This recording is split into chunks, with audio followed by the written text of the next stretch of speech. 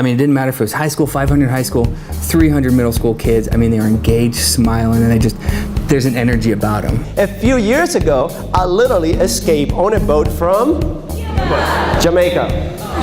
Just kidding, Cuba. Our students engaged in the presentation. I really liked the Cuban guy. He had a lot of clapping, a lot of yelling, a lot of laughing. There's just something about his message and the way he delivers it to kids that is just so unique. How do you go from point zero to the point we are today? How do you go from having virtually nothing to having virtually everything you could possibly want? How do you go from living your worst nightmare, living on the streets, to living your dreams? What did he take? His story as being a first-time college participant was big and very relatable to most of our students here at our school district. They know that what he has to say is real and it isn't just something he's making up. I escaped from Cuba with 30 other people did not know who they were. I got to this country without money in my pocket, without knowing a word of English, without my parents, and I was homeless for a while. About 3 years later, I went on to college. Before graduating college, I wrote my first international selling book. And about 3 years after college, I have gone to create several companies. The net worth combined at that point was over $1 million.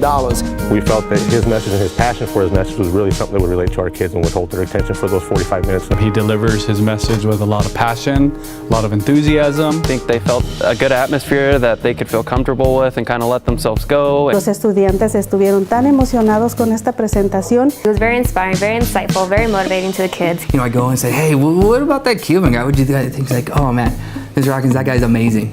One of the things that really jumped out at me was the message to staff. I heard this a million times.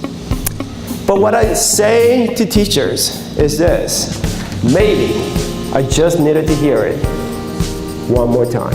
The reflective process that we found ourselves going through was pretty incredible. I think showing that you can do better and better and better, I think that part really sits with me most. Either you can have your excuses or you can have your dreams, but you cannot have both. You could either have the life you want or you could have your excuses. You cannot have both. That stuck with me and stuck with our students. The distance between your dream and reality is called action. If there's a will, there's a way. Where there is a will, there is a way. And if kids understand that, we got our weight in gold there.